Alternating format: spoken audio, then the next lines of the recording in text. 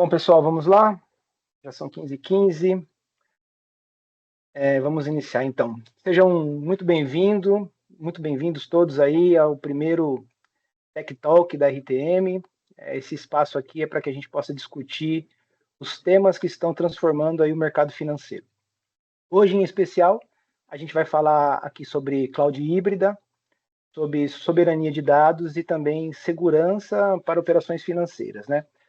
O avanço da inteligência artificial, o aumento dos custos de cloud, a pressão regulatória e a busca por disponibilidade e resiliência vem aí levando as instituições, né, a revisitar aí as suas estratégias de infraestrutura. E para conversar aí sobre esse cenário, a gente está recebendo aqui o André Nazário, que é o diretor de cloud aqui da RTM, e o Renan, que é o CISO da RTM.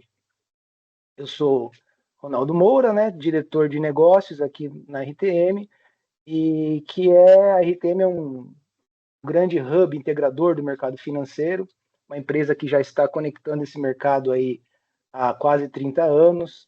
Somos responsáveis por importantes aí e críticos serviços para o mercado financeiro, como a nossa grande rede Financial Net, que conecta 900 clientes, por volta de 900 clientes a importantes provedores de conteúdo, como T3, Selic, Núclea, Bacen e outros.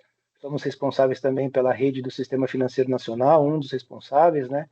Atendendo aí todos os clientes que têm essa autorização pelo Banco Central de ter uma conta aí e uma conexão com o RSFN. Também temos serviços de data center e de cloud, né? E hoje podemos dizer que hospedamos uma parcela bastante significativa de workloads importantes para o mercado financeiro. A gente tem aqui muitos clientes, por exemplo, que rodam suas infraestruturas de SPB e de Pix aqui na nossa cloud. Temos clientes com toda a infraestrutura rodando, produção, contingência, enfim, core bancário, tem muita coisa aqui que a gente hospeda e a criticidade é bastante grande. O portfólio da RTM é bastante extenso, não é o objetivo a gente falar dele aqui, mas eu queria dar essa introdução porque tem bastante a ver com o tema que a gente vai discutir aqui hoje, né? Aproveitando, gente, vocês podem enviar perguntas, comentários aí no chat durante toda a nossa transmissão, tá? E aí no final a gente vai parar para responder algumas delas. Bom, começando um pouco já no nosso tema, a expansão da IA, ela vem aumentando aqui drasticamente a demanda global por capacidade computacional. Então, a gente tem um estudo recente do BCG que mostra que a demanda por data centers deve crescer cerca de 16% ao ano até 2028, impulsionada principalmente pelo avanço da IA e pelo crescimento desses workloads digitais. Ao mesmo tempo, a gente vê notícias frequentes, né, sobre a escassez de hardware, GPUs, energia, infraestrutura para suportar todas essas demandas. E aí, Renan, Nazário, eu queria saber como é que vocês enxergam esse cenário, né? O que mudou aí nos últimos anos para as instituições financeiras que são aí os clientes da RTM. Bem-vindos, Ronaldo. senhores. Obrigado, boa tarde, Renan, Ronaldo. A gente vê isso muito de perto, né? Eu acho que isso é uma realidade que todos nos acostumamos a lidar. Então, antigamente a gente costumava comprar um equipamento e aguardar 30 dias de prazo, agora a gente chega em 60, 90, 6 meses e às vezes não tem mais disponibilidade. Isso é uma realidade, assim. Assim, pensando um pouquinho no passado, né, a gente está falando agora da corrida de IA, né, mas vários eventos acabaram tornando isso, já dificultaram, né, o acesso a componentes e a peças. Bem, a gente passou, faz muito tempo, né, parece que faz, mas não faz muito tempo, a gente teve a pandemia, então ali 2020, dos componentes. Então começou lá no começo da cadeia, né? Porque não é só a questão da produção. Você tem uma GPU, não, mas calma aí, você tem que ir lá do transistor, do silício, Então, enfim, toda a cadeia sofreu. Sofreu com transporte, sofreu com paradas, adição de regras. Então, isso aconteceu, né? Eu me recordo, trabalhava bem com isso na época. A gente começou a ter restrições em portos diferentes no meio da carga passando, então isso acabou atrasando, e aí atrasa um componente, atrasa a sequência, né? Então isso foi uma realidade. Então, assim, eu me recordo muito bem da pandemia, isso afetou muito. Teve momentos onde pedidos foram completamente cancelados, de grande porte e tudo mais. Então, vamos lá, fazem 6 anos, né? Ou vamos fazer 6 anos, né? A gente teve e aí um pouquinho mais recente agora, né? Então, teve ali em 2025, a gente teve também uma mudança de taxação no mercado americano que acabou mudando o fluxo. Então, não foi um problema de onde eu compro, mas ele mudou o fluxo do transporte, porque antes tudo que passava pelos Estados Unidos e vinha com uma taxação menor para cá, né? Por exemplo, América Latina, né? Falando aqui da nossa realidade, agora começava a ter que vir direto dos outros países, então, né? Dos países produtores, né? Normalmente na Ásia. Então, acabou criando também um problema logístico que afetou, né? Não tanto, mas afetou também. E aí, mais recentemente, claro, corrida de AI, 2024, né, iniciando-se. E aí, todo o mercado, o que a gente vê é isso, você tem um shift muito grande de soluções voltadas ao end user, né? Ou seja, a gente, né, usa ali, quer fazer um videozinho de 5 Chega de minutos, ou boa. quer fazer ou quer fazer uma pesquisa, ajudar aí o nosso filho, a gente usa uma tecnologia que, no final das contas, ainda está em desenvolvimento e hoje custa mais caro do que o que ela entrega, ou do que a gente até mesmo paga, né? Isso já é bem divulgado, né? Não precisa ficar batendo nessa tecla, mas assim, o custo hoje da infraestrutura, da manutenção dela. Lembrando que também tem como você mesmo falou, a energia envolvida, a infraestrutura física, né? Isso está muito, está demandando ou está direcionando todos esses investimentos, né?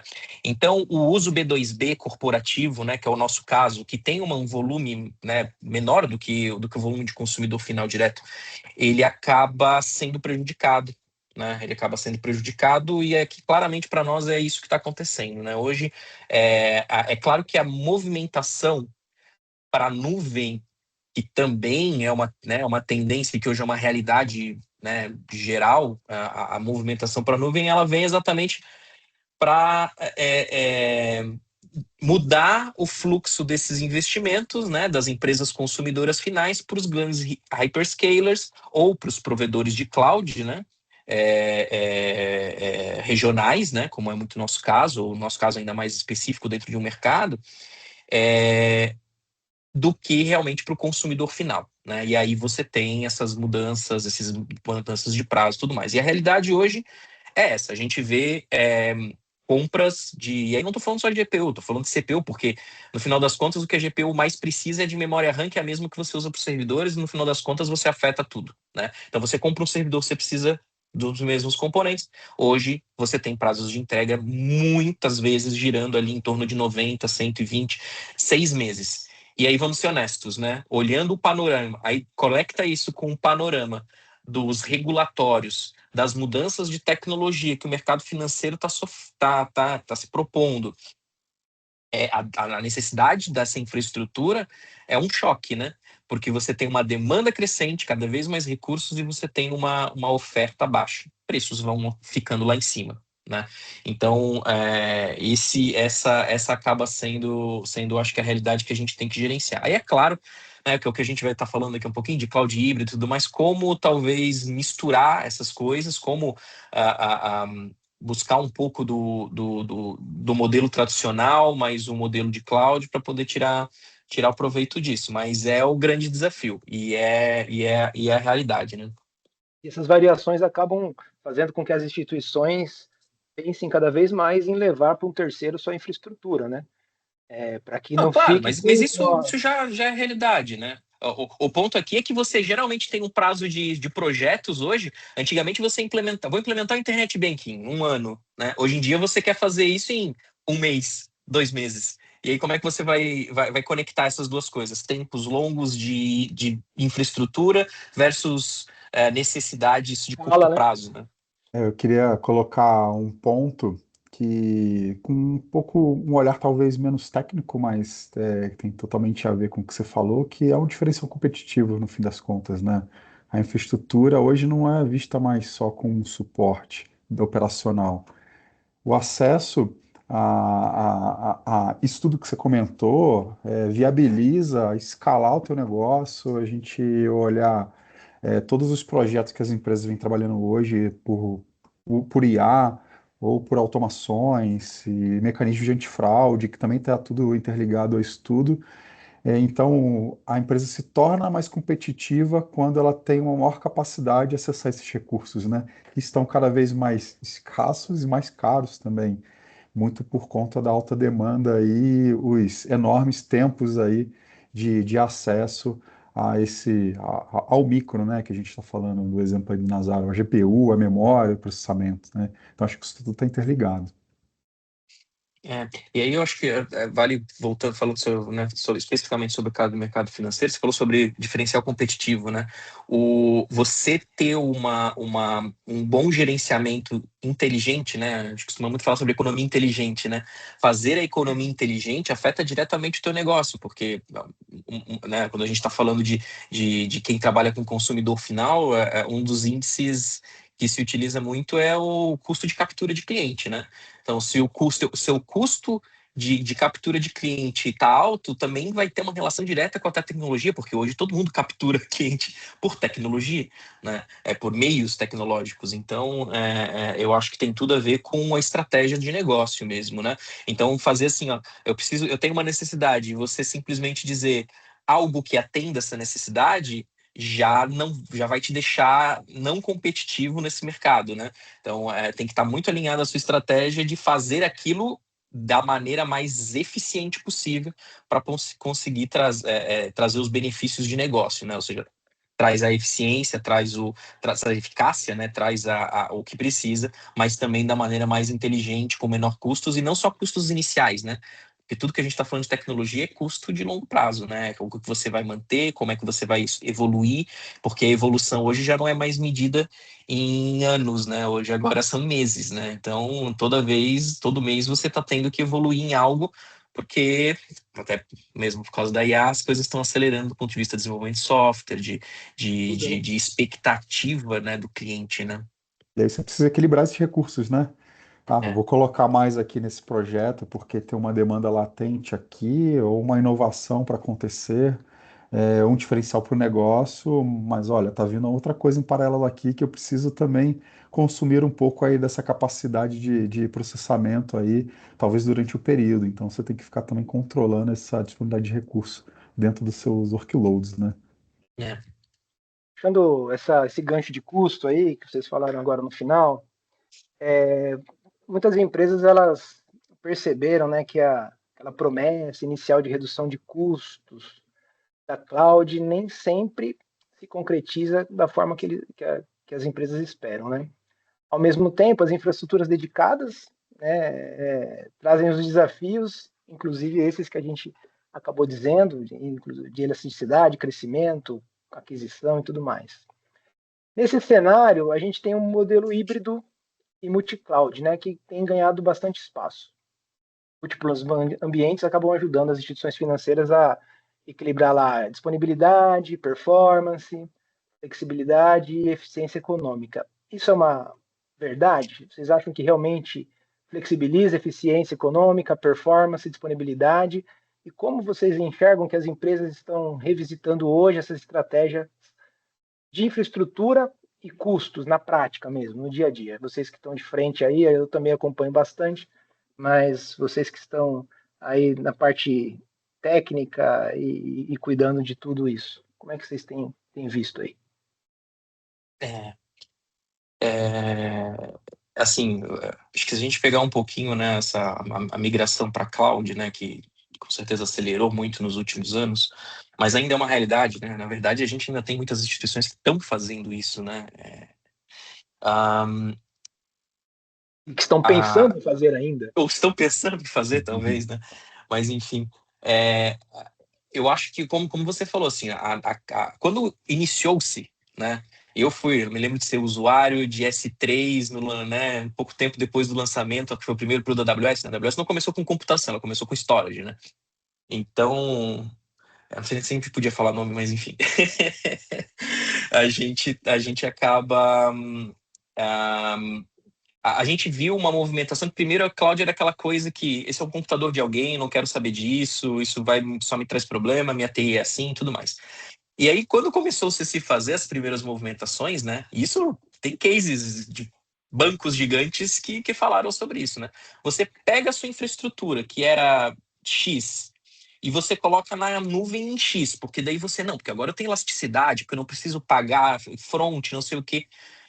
Mas a conta no final não fechou. A conta não fechava. A conta não fecha. Você pegar a infraestrutura X on-premises e tacar para cloud em X, não fecha. Nunca fechou a conta. Mas é assim, eu tendo a entender que isso é um passado que todo mundo já entendeu que não tem como ser. Aí você começou a desenvolver, e as soluções aí, principalmente, eu acho que com advento de Kubernetes, advento de infraestruturas padrão, vamos dizer assim, né?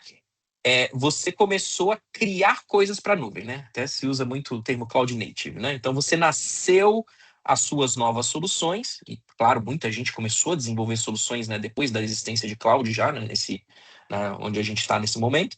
Então começou-se a desenvolver as soluções em cloud native pensando nesses requisitos.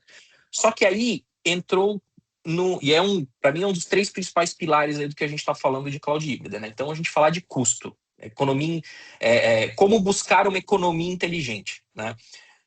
Um dos pontos de trabalhar custo é cuidar do vendor lock-in, né? E o que eu mais vi, né, assim, na prática, na conversa, enfim, eventos e tudo mais que você percebe, é que o primeiro movimento de cloud native foi muito atrelado a um aprisionamento àquela cloud a qual você desenvolveu. Isso foi uma primeira movimentação, né? Então você desenvolvia lá a sua solução nova, né? Enfim, foi muito também na época de Pix, né? Eu vejo que talvez muita gente desenvolveu assim desse jeito.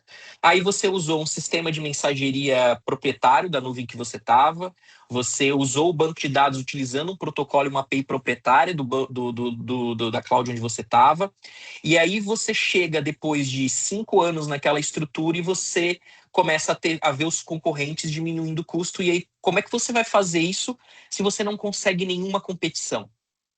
Porque você está completamente preso àquela infraestrutura. E você não para de Então, escalar ainda, né? Também, né? Dentro da mesma cloud. então, assim, você começa a ter as questões agora, né? Um dos outros pilares também, que é resiliência. Aí você vai se preocupar com isso e você vai dizer, não, eu também quero ter outra cloud. Você não pode, porque o teu sistema foi desenvolvido nisso. Então, assim, na realidade, eu vejo... Eu acho a gente pode começar por isso, pelos 3 pontos, né? Então a gente está falando aqui de custo, né? Onde a gente vai buscar uma economia mais inteligente. A gente vai estar falando de compliance, né? A gente vai estar falando de, enfim, hoje a gente usa muito o termo cloud soberana, né? Mas os serviços privados onde você vai colocar os dados, e resiliência, né? Porque hoje todo mundo já se discute que, olha, um único provedor de cloud, por mais que ele tenha múltiplas regiões, ele ainda assim é um ponto a ser tratado, né? No ano passado, por exemplo, teve uma grande cloud e teve um evento global 2 vezes no ano, né? Então a gente até acompanhou isso de perto. Então acontece que você ainda existe uma interdependência de algumas soluções primitivas, tipo um DNS, sistema de autenticação. Existe na maior parte das nuvens, uma certa interdependência de uns serviços de maneira global mesmo. Porque você quer os serviços integrados. Se você quer eles integrados, eles têm que estar dentro de uma... Né, tem que trocar dados. E se isso der um problema, você tem um problema em escala. Então, assim, quando você está buscando essas 3 coisas, eu acho que assim, o primeiro ponto para você trabalhar projetos de cloud híbrida, né, ou até mesmo de multi-cloud, você tem que trabalhar muito os teus fornecedores e o desenvolvimento de software que você tem in-house para ser agnóstico, né? E tem muitas maneiras de fazer isso. Tem muitas maneiras de fazer isso. Então é muito mais se posicionar até com seus parceiros, né? E aí, assim, não é só parceiro de infraestrutura, mas é parceiro de desenvolvimento de software, parceiro ou fornecimento de software, né? Então, assim, a gente que acaba atuando muito no mercado pequeno médio, né? A maior parte acaba não desenvolvendo, né? Utiliza muitas soluções de mercado, né? E com total razão. E aí é buscar que eles estejam preparados para isso, né? Para que você possa pensar e remodelar a cada ciclo os teus fornecedores, né? Isso é um ponto ali, né? Estava falando também sobre a análise da cadeia e tudo mais, né? Então, assim, eu acho que esses 3 pontos aqui é muito importante, e aí eu acho que o que a gente precisa sempre se pautar é nisso, em tudo que a gente tem de dependência e como que a gente pode colocar isso de maneira independente da infraestrutura usando padrões. Então, tem um conceito que a gente gosta muito de aplicar nesse tipo de projeto de cloud, tanto para cloud híbrida, né, ou seja, usando on-premises também, quanto para multi-cloud, né? Mas no final das contas, o objetivo é o mesmo: usar o melhor de cada um com economia inteligente, com maior resiliência, né? E atendendo aos compliances e à soberania de dados que seja necessário. Então, é usar um conceito de undercloud e overcloud, né? Isso, assim, nada mais é do que a cloud pública, né, ou a cloud privada, ou o ambiente on-premises, ele é uma estrutura para você. A tua real infraestrutura, ela está em cima disso. Então é como você andar num carro em cima das avenidas, né? Então, assim, o carro é a tua infraestrutura, onde você está sentado, onde os teus serviços estão. As rodovias, elas são diferentes e você vai trocando entre elas, mas o carro não muda, ele continua tendo as 4 rodas estão no chão. Umas rodovias mais rápidas, outras menos, umas mais Outras seguras, outras menos, menos seguras, né? uma você vai usar você precisa do 4x4, outra você vai precisar Mas o ponto é você criar o seu carro, né? E essa é o overcloud, é onde o que você implementa em cima das clouds para poder rodar aí sim as suas. E aí, assim, os padrões, e aí eu volto a citar aqui Kubernetes, porque é uma entidade sem fins lucrativos, né? Que é a CNCF, e você sabe que tem algo agnóstico que você consegue alterar e consegue criar estruturas, tanto multi-cloud quanto hybrid cloud. É um exemplo, né? Acho que existem várias outras soluções de storage que são voltadas a isso, soluções de banco de dados, soluções dos diferentes necessidades, mas você pensar em uma infraestrutura em cima dessas infraestruturas. E aí, é claro, o cuidado aqui passa a ser custo administrativo, né? O quanto que você investe para ter essa base, né? Mas e quanto que isso te gera, talvez, de flexibilidade e de capacidade de executar a economia inteligente, né? Porque se você não tem a capacidade de trocar, você não tem como fazer economia inteligente, você não vai ter como escolher, né? Esse é o ponto. Eu acho também, Nazário, aí até legal compartilhar um pouco a sua opinião também sobre isso, com relação às questões de regulação, né, no setor financeiro, né? Eu acho que quando a gente não tem total, 100% de autonomia ou gestão específica de um ambiente, um serviço, uma infraestrutura que seja, a gente começa a ter dificuldades de responder a certas regulações. Então, principalmente recentemente, aí a gente vem, desde o segundo semestre do ano passado, de vários eventos que aconteceram no nosso mercado, que mexeram bastante com o nosso mercado, né? Foram realizadas aí, determinadas novas regulamentações e requisitos muito específicos, muito detalhados do setor financeiro.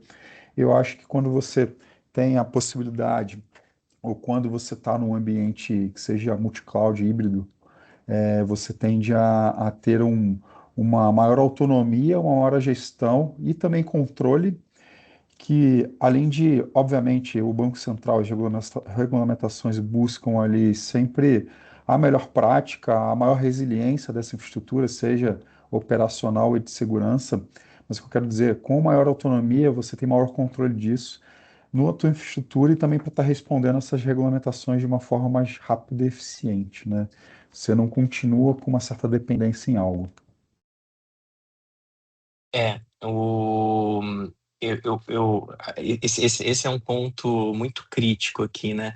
A gente vem passando por uma transformação do ponto de vista do Bacen para as instituições, né, das responsabilidades de segurança, e existe muita regra que está ainda no momento de interpretação, né? E eu já ouvi, para uma mesma regra, diferentes interpretações de diferentes IFs e uma diferente ainda do Bacen quando foi fazer essa análise. Isso já aconteceu, né? A gente está passando muito por isso com os nossos, né, com o ambiente onde a gente está.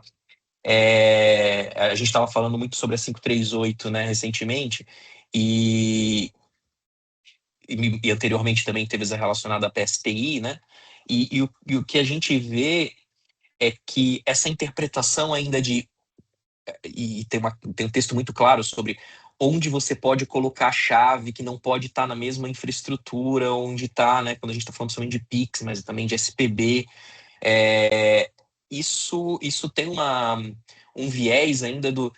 Atende você colocar um sistema de criptografia baseado em software dentro da mesma nuvem onde está um provedor de serviço que te faz a interconexão do Pix com o Bacen, onde está no mesmo data center que está o seu link da RSFN? Isso é aceito? Então, assim, a gente vê que existe muita pergunta e às vezes a resposta da instituição tem sido essa: traz aqui para dentro do meu data center que está no meu escritório e vou tentar fazer isso para atender essa demanda. Só que aí você cai na falta de elasticidade, de controle, às vezes, porque você talvez tentou fazer aquilo de maneira rápida, e ainda na preocupação de resiliência, né? Que tinha sido, né, a grande preocupação. Então, eu acho que o maior problema agora é o fator de pressa de mudar essas estruturas e talvez não estar preparado com uma estratégia de cloud híbrida para poder atender essas mudanças que estão acontecendo agora. Porque se você tem uma estratégia de cloud híbrida muito bem definida, do tipo, você sabe a tua cadeia de suprimentos aonde eles estão, você sabe onde que você pode diversificar aquele tipo de recurso, né? E você tem, como eu falei lá, o carrinho que anda pelas diferentes estradas. Isso é algo que te dá essa flexibilidade controlada, né? Te dá essa possibilidade de resposta de uma maneira mais controlada. Então, assim, acho que o ponto aqui todo é estar muito preparado para as mudanças que vão continuar acontecendo, né? Vão continuar acontecendo, isso está bem claro. Parar, né? Bom, gente, cloud soberana, né? A gente, anteriormente, há pouco tempo atrás, a gente falava sobre cloud soberana, apenas uma questão de ser uma questão, discussão regulatória. Mas aí vem agora questões geopolíticas, disponibilidade energética, continuidade aí operacional, dependência tecnológica, isso já faz parte da conversa, né? Queria que vocês falassem sobre isso, mas já emendando o tema aqui, talvez mais nevrálgico do nosso papo, né? Quando a gente fala do setor financeiro, a gente fala de compliance, governança, exigência regulatória, relacionadas a armazenamento, processamento de dados, você citou aí chaves criptográficas. A gente pode elencar hoje quais seriam as principais preocupações das instituições em relação à segurança, compliance e soberania de dados? Vai começar essa? Eu Seria umas acho, 3 horas para responder essa, né? eu acho que Pois é, tem, velho, acho que a gente tem até as 8 hoje, né? tem vários. Sim, eu Vamos acho, escolher algumas principais aí. eu acho que, sem dúvida, pro mercado financeiro e outros mercados também, talvez similares ao nosso, né, a cadeia de suprimentos ali é algo que é latente aí como, como um risco, né, para todos. Então, cada vez mais o próprio Banco Central aí, em todos os eventos que eles têm feito, eles têm batido muito na tecla, né, de como a gente pode estar próximo da nossa cadeia de suprimentos ali, analisando, revisando, controlando, né, e até atuando, respondendo à nossa cadeia de suprimentos, porque ela não é simples, né? Até citando algum exemplo anterior que o Nazário deu sobre as conexões, né? Dependendo da sua esteira ali, dependendo do seu serviço, você tem uma cadeia ali que um vai falando com o outro, integrado com o outro. E pode ser no desenvolvimento de um software, pode ser na entrega de uma conexão, numa hospedagem, diversos fatores, né? Então, acho que isso tudo influencia.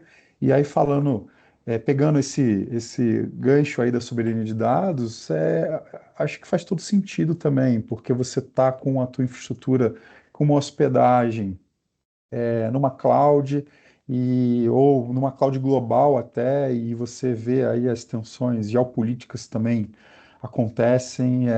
O Nazário também deu exemplo aí de paradas repentinas aí que ocorreram recentemente aí dessas infraestruturas globais que são muito robustas, mas assim foram afetadas, sensibilizadas. Então acho que a cadeia como um todo hoje está no top one ali de maior atenção, né? Não, verdade. Eu tava num evento global agora, 2 semanas atrás, né?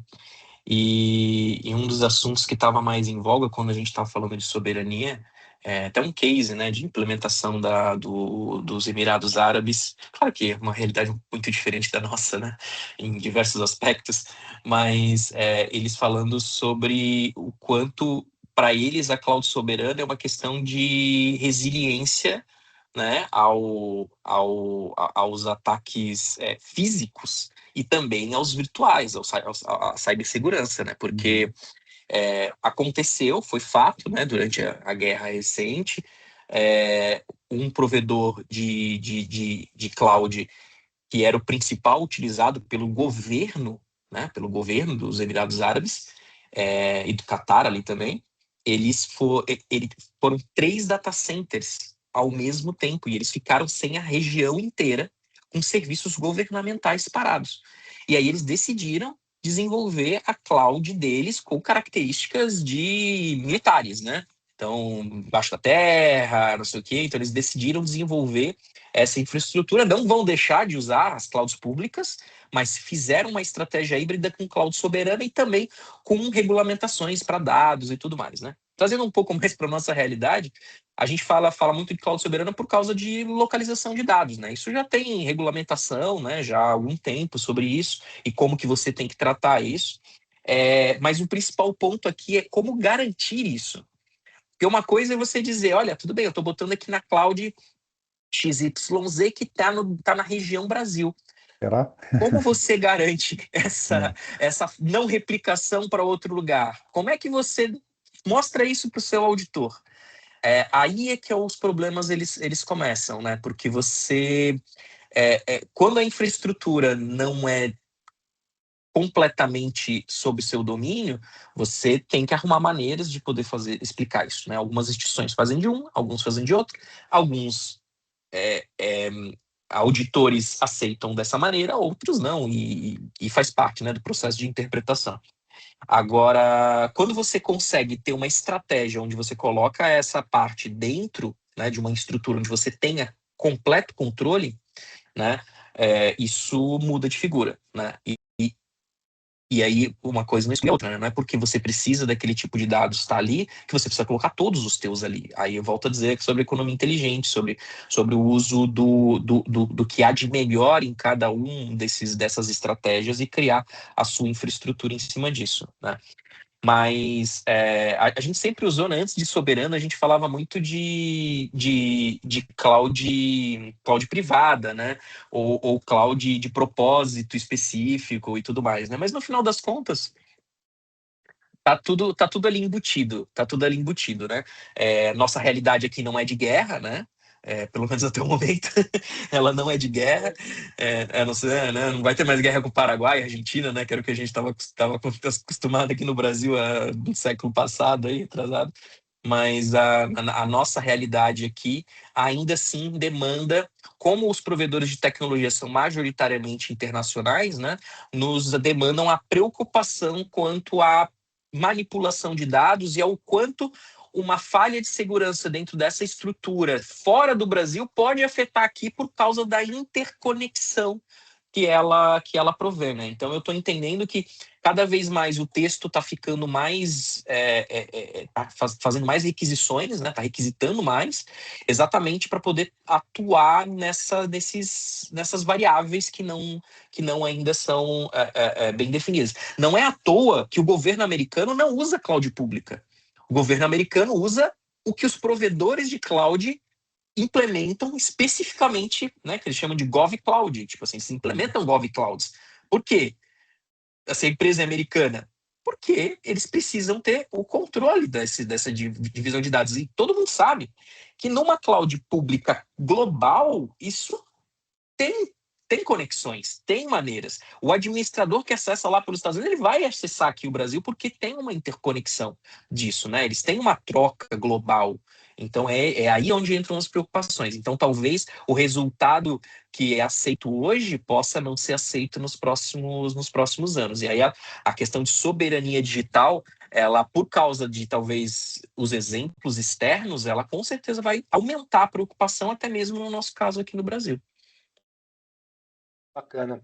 A gente falou bastante de cloud soberano e a gente não falou sobre a outra provocação minha. Então, eu vou pedir para você citar cada um de vocês citarem aqui, um item de maior preocupação das instituições atualmente em relação à segurança. Pode falar um só, não precisa, porque senão a gente vai estender demais. Vou falar cada um de vocês Começa aí, aí, a Renan. opinião de vocês. Acho que foi o que a gente falou, mas embutido na cadeia de suprimento, acho que eu diria, enquanto CISO aqui hoje, o que tem tido muitos casos que está ligado aos eventos de fraude que a gente tem notado muito também, é a questão da gestão de identidade e gestão dos acessos, né?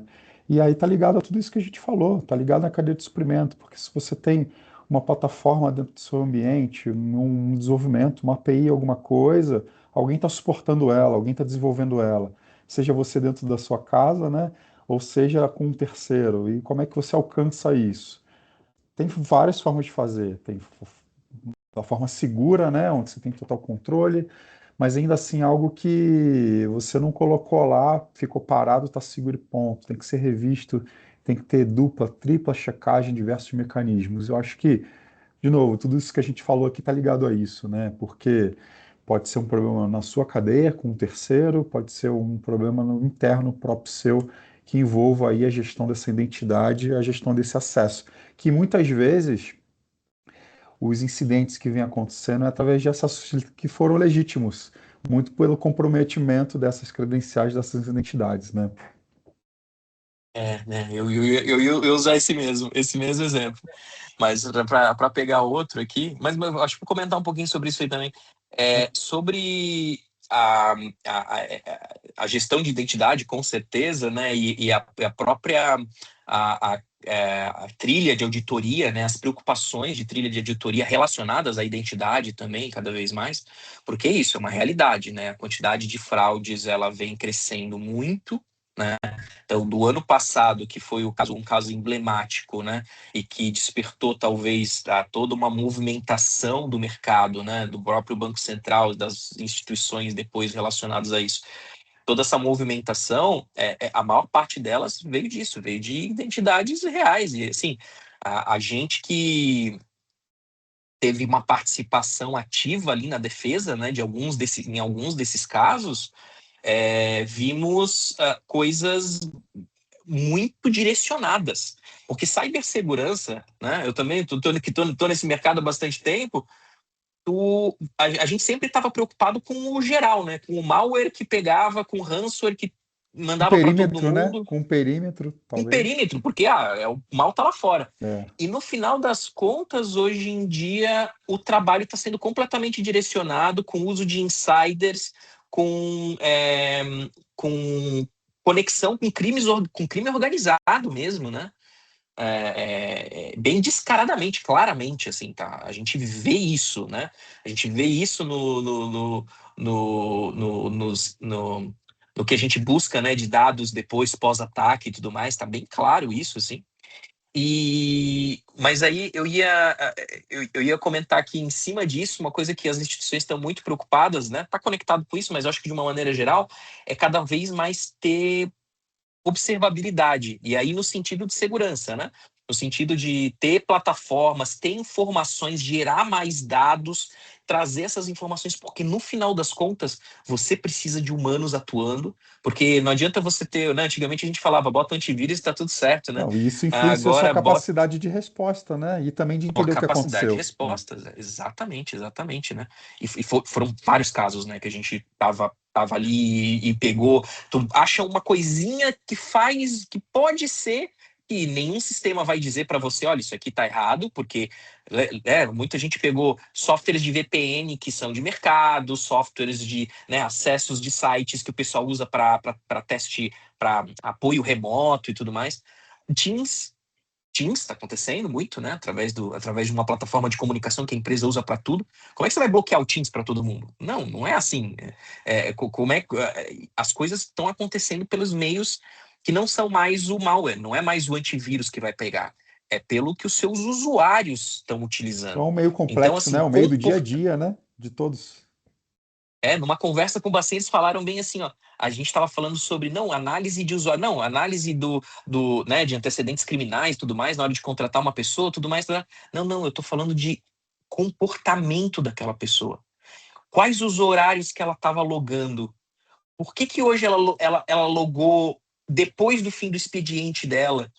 Por que que... Então, assim, você começa a ter um nível de análise que transcende o alerta de segurança. Isso, a gente tem que entrar na análise de, opa, tem alguma coisa aqui que fugiu do padrão. Então, você precisa de observabilidade, ou seja, você precisa de muita informação para conseguir extrair algo que desvia e daí você poder começar a ter uma ação, né? Então você precisa não só dos sistemas para fazer isso, mas você precisa das pessoas, das análises, do conhecimento da estrutura, que é uma outra coisa, né? Um sistema EDR que você instalou não sabe o que você usa, não Exato. tem, Não tem contexto, não tem né? ideia, né? Então acho que esse é o ponto. Então eu falaria mais da observabilidade da segurança da infraestrutura. É complexo, gente. Mas vamos lá, eu só querendo lembrar ao pessoal que está aí nos acompanhando que vocês podem fazer perguntas, tá? Aí pelo ícone PIR que vocês encontram aí logo acima, tá? Fiquem à vontade, para que a gente já vai estar indo para o nosso final e a gente já vai responder aí as perguntas, pelo menos algumas delas. Bom, gente, aqui para minha última provocação para vocês, falando de novo, a gente começou falando de IA, né? IA, automação, as empresas, elas invariavelmente agora querem aproveitar serviços avançados aí, sem abrir mão de previsibilidade financeira, né, e de compliance.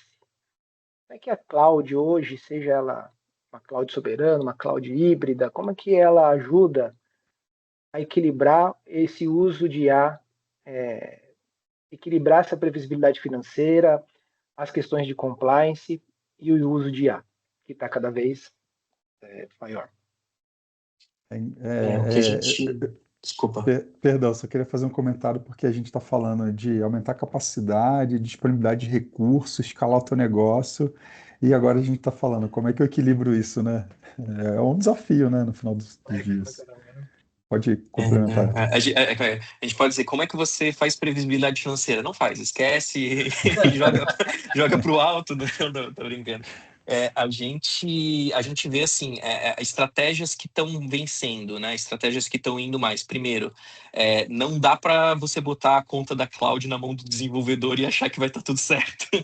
Se for para dar uma dica assim, ó, dá uma dica vencedora, cara, não dá conta da cloud para os desenvolvedores que estão testando IA porque acabou. Uhum. Não, mas assim, qual que é a estratégia que é muito importante? É você ter uma estratégia bem clara, obviamente, dos objetivos que você tá buscando com aquilo.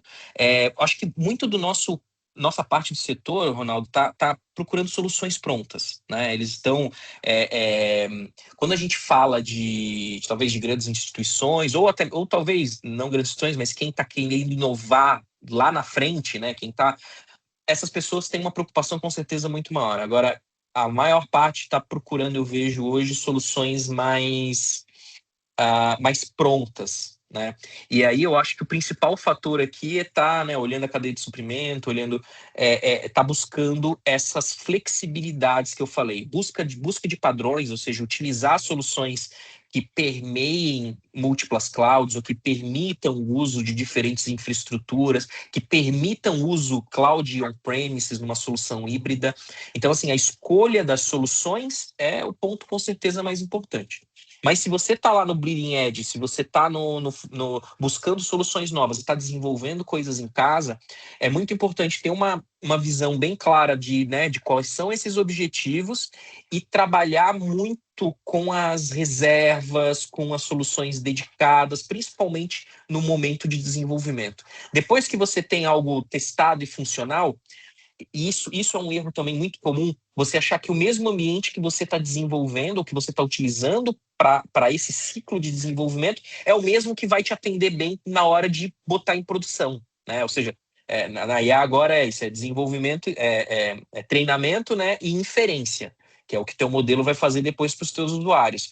A inferência, ela tem características muito diferentes e fornecedores que são melhores nisso de maneira que são diferentes. Então, tomar bastante cuidado de não ficar preso no ambiente de desenvolvimento para que depois você não consiga tirar bom proveito da inferência, que é onde você vai ter escala, né?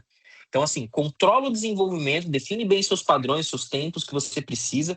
Tem gente até hoje que tem agora kits de desenvolvimento para botar dentro do escritório e tudo mais. Essas são maneiras mais, talvez, ágeis ali de resolver isso. Mas eu acho que é muito interessante você ter uma visão de que são coisas diferentes, desenvolvimento e inferência, né? Quando a gente está falando de IA. Né? Então, os parceiros para inferência, com certeza, são bem especializados e vale a pena escolher nesse momento e principalmente verificar a escala deles, né? Mas eu Acho deixo a que parte da segurança para o Renan falar, que tem não, com mas eu acho certeza uma que preocupação grande. principalmente se falando em custo ali, acho que você tem que ter controle, né, o que está fazendo, né? A gente tem ali a ansiedade, a vontade, a pressão dos projetos de inovação, do uso de IA, mas aí como a brincadeira que você fez no começo aí, não larga na mão do desenvolvedor, mas assim, ele está querendo, obviamente, atingir ali os objetivos da forma mais rápida possível, mas talvez a gente esqueça ali por trás que tem um billing ali, tem algo escalando ali, e aí no final do mês ali a gente não sabe como que isso vai fechar. Então você tem que ter alguma forma de previsibilidade, limitação, até certa escala de recurso. O FinOps ali ajuda muito também para você poder equilibrar um pouco ali das suas atividades e de quanto você vai entregar para aquele projeto, entregar para aquela infraestrutura, né? Então acho que é um pouco de tudo. No fim você tem que controlar, tem que olhar e tem que acompanhar, né? Tem uma questão também de preocupação com o sigilo de dados nesse uso de IA também, né, gente? Eu estava num banco ontem e eles me falaram que eles estão desenvolvendo ali uma camada que eles estão chamando de IA da IA, né? Para que o uso não seja proibido ou É a palavra da moda, os guardrails da IA, né? então, mas assim, como controlar isso para que uma instituição financeira aí com dados críticos, né, e possam ser mantidos em sigilo? Isso é uma preocupação também, né, que eu vejo nos clientes que tem acontecido constantemente. Sem dúvida, né? Eu acho que a palavra da moda e a palavra correta, né, que o mercado tem adotando é você definir muito bem os guardrails da sua operação aí, da sua IA que você está utilizando, né, principalmente no que tange aos dados. Tanto, tanto na preocupação de um possível vazamento desses dados, do sigilo aí, que também pega uma questão um pouco de soberania lá que a gente comentou antes, mas também se você está qualificando bem esses dados, você está processando dentro deles, né? Acho que não é qualquer dado que você vai trabalhar. Então, acho que a definição clara, o controle e a auditoria de como essas ferramentas, de como essas IAs estão utilizando é fundamental, porque a IA ela é utilizada aqui para otimizar um recurso, para ajudar numa operação, mas ela é utilizada também de forma ali ofensiva para o seu negócio, entre outras características aqui também, mas no fim você pode ter um problema com isso, né? Tem que ser um uso É, controlado, não tem jeito. Eu só ia comentar um caso que eu achei bem interessante. Já teve uma notícia recentemente sobre... O pessoal está começando a fazer muito agentes autônomos, né? Esses agentes têm o objetivo de não só pegar as informações, mas também executar ações em nome, né, das pessoas que iriam executar. Não, agora é um agente que está executando. E tem gente que está conectando isso com a infraestrutura. E aí teve um caso recente de um cara que estava fazendo uma coisa e tinha acesso à infraestrutura, no caso um cluster Kubernetes, foi lá, viu, falou, não, isso aqui tá errado, foi lá e apagou tudo. Ele tem autonomia, exato. Ele tem autonomia para isso. O que está sendo feito, eu acho que é uma estratégia muito legal, quando a gente fala de infraestrutura, tá? IA aplicado à infraestrutura, é você ter uma definição bem clara das automações e automação validada. E aí você só conecta a IA quando você tem os processos já claramente definidos. E aí ela não tem acesso a executar coisas na infraestrutura, né? Foi até meio absurdo da parte de quem fez isso. É você dar a ela playbooks, né? Runbooks bem definidos do que pode ser executado, né? Essa é uma das ideias aí quando a gente fala de infraestrutura que a gente inclusive vem aplicando. E no fim você continua com o controle na mão ali, né? Ela talvez Exato. faça o E processamento auditoria. na velocidade que você precisa, que humanamente você perderia essa capacidade, mas no fim do dia você ainda tem o controle de onde ela vai atuar e como, né? Mas A aí, Ronaldo, gente, temos perguntas? não, sim, temos aqui, já estamos chegando para a nossa reta final, pessoal. O Thiago Machado acabou de fazer uma pergunta aqui, mas acho que você já respondeu parte dela. Ele pergunta aqui sobre se existe algum projeto para internalizarmos IA e fornecer para todos internamente, mas que garanta aí, elimine os riscos grandes que a gente tem de vazamento, de compartilhamento de dados corporativos, né? Você já falou um pouco disso. Eu conheço também alguns players que já estão construindo ali ambientes que fazem o controle do que é usado e tudo que é consumido pode ser consumido de todas as IAs aí, ou das IAs escolhidas, mas que o acesso ele acaba sendo restrito, as informações sejam restritas dentro das empresas, tem soluções prontas para isso já, Vitor. Exatamente. Ele faz dá para fazer filtro no envio, ou quando você compartilha os E dados, você faz isso através de um MCP que faz as trocas, né? Faz como redacting, né? Muda ali os dados que são necessários ou anonimiza os dados que você precisa compartilhar. Hoje, basicamente, a gente está falando isso de RAG, né? Você vai entregar isso como um RAG para ele e você faz isso nesse processo de entrega, né? Existe sim. Exatamente. Tem uma outra pergunta aqui, que acho que essa eu posso responder, mas aí, Nazário, você me corrige se eu responder ela errado. Até a anônima pergunta, ele pergunta se a nuvem da RTM é multirregião, se sim, quantas são e se fica disponível geograficamente em estados e cidades diferentes. A gente tem 3 regiões atualmente hoje, tá, na nuvem RTM, São Paulo, capital, Rio de Janeiro, capital, então sim, em estado diferente, e também, agora recentemente, uma em Santana do Parnaíba, outra cidade dentro do estado de São Paulo. Então, atualmente, nossa cloud está em 3 regiões diferentes, distintas, aí garantindo resiliência.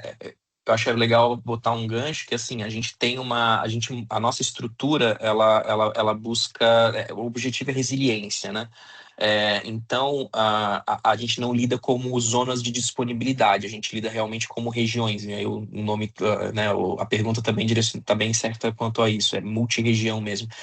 Qual que é a grande diferença? Você não tem dependência entre os componentes, né? Você tem uma camada de sincronização, por exemplo, para usuários e coisas que são comum, mas você tem uma possibilidade de desligamento completa dessa estrutura e colocar aqui, tanto que a gente nunca teve um incidente em 2 regiões ao mesmo tempo, né? Essa é a ideia da nossa arquitetura, né? Agora com essa terceira, e aí pode falar spoiler, Ronaldo? Depois das próximas também que vão ter? Pode. A gente gosta do spoiler. Não, a gente já está planejando outras regiões aí também, porque a gente vê a necessidade cada vez mais de tá próximo de workloads, né? E a gente que tem workloads Eu bem ouvi Brasília? específicos, né? Eu ouvi Brasília? Não, acho que não. Tá bom, gente. Senhores, considerações finais, por favor. Eu já vou aos agradecimentos. Acho que a gente foi uma boa discussão aqui, né? A gente conseguiu ir pelos todos os caminhos aí. Eu acho que ficou bem claro quanto uma estratégia bem definida previamente, né, do ponto de vista de cloud híbrida ou multi-cloud, né, pode ajudar nas necessidades que vão aparecer para o negócio, né? Porque a gente está, e acho que esse é o conceito aqui para todo mundo, nós estamos em um ambiente de mutação, tanto pela visão de negócio quanto pela visão regulatória. Está mudando, e está mudando rápido, e tem prazos, às vezes, que são do dia para a noite, né? A gente já passou por isso, de, você tem um mês para fazer isso, ou hoje passa a ser diferente do que era ontem. Então, acabou acontecendo já isso, assim. Então, acho que estar preparado com uma estratégia para isso é o principal tema. E a preocupação de segurança, né? É uma crescente que extrapola agora o básico que a gente estava acostumado de cibersegurança, e agora a visão passa a ser muito mais ampla, né? E os requisitos passam a ser também muito maiores. Bom, É isso, né? A gente não tem muito tempo aqui, a gente tentou dar uns highlights aqui numa conversa até mais tranquila, né? Mostrando o que a gente está fazendo agora, os desafios atuais e os desafios que a gente já está vendo que já estão chegando, né? O que é o mais importante, a gente está preparado para isso. E o nosso mercado, muito regulado, né? Ele, às vezes, para consolidar uma tecnologia, consolidar uma melhoria, consolidar uma boa prática, vem com uma ajudinha através da regulação. Então é muito importante que a gente esteja preparado para ambos, né? Elas têm que andar juntos. O desafio é ela andar junto, mas é importante que a gente já esteja pensando lá na frente. E a RTM aqui, a gente sempre esteve trabalhando próximo aos reguladores e aos clientes também para atender a regulação, mas também atender às necessidades aqui do nosso negócio, do negócio do nosso cliente, e estar oferecendo da melhor forma possível, né? ótimo. André, Nazário, Renan, obrigado pela presença aí, pelo esse bate-papo. Queria agradecer também a todos que estão aí online acompanhando esse nosso primeiro Tech Talk RTM. A RTM está aqui à disposição para ajudar vocês aí nessa jornada de cloud, em todos esses assuntos de segurança. A gente está pronto e preparado para ajudar o mercado, e fiquem à vontade para entrar em contato conosco para bater um papo específico aí das demandas que vocês têm no dia a dia. Obrigado, gente, e até o próximo. Um Obrigado, abraço. Ronaldo, e a todos. Um Obrigado, pessoal. abraço. Tchau. Tchau.